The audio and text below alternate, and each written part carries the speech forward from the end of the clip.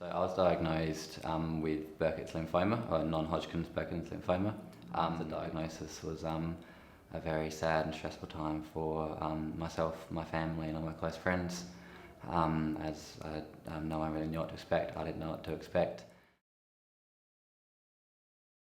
I had 6 treatments of chemotherapy, which were spaced in a 6-month period.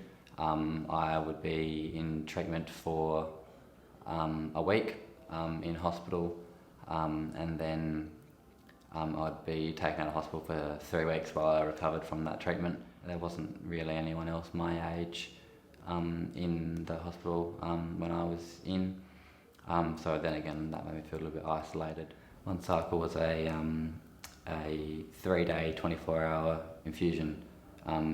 So it was certainly a lot of stuff being pumped into me, which was quite scary. Watching this poison, I guess you could say. You know, the nurses would come in, dressed in all protective clothing, and trying not get on the floor or on themselves or anything like that. I didn't actually realise what I was being like. There were certain drugs that made me quite tired and quite angry and upset, and I certainly didn't realise what was going on.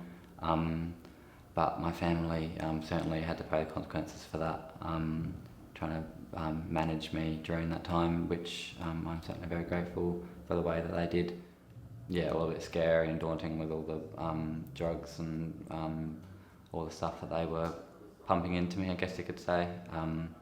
And also with lots of other complications along the way. I had appendicitis during one of my chemo treatments, which kept me in for longer. And then there was one time where I actually sat on my motorbike during one of my treatments, and that caused me to get an infection up my arm, and then I was in hospital for another 3 or 4 days. My platelets and my white blood cell count was quite low, and the doctors had advised me to not do anything of that sort of type. No running around chasing sheep or anything like that. So despite all that, I thought I might just go give it a bit of a test run. Went down a dirt road, and unfortunately the back kicked out. And I fell off and slid on the gravel, grazing all up my arm. And then, of course, within a day or two, my arm was infected. The doctors certainly weren't very happy when they found that out, but it was certainly a good story to tell.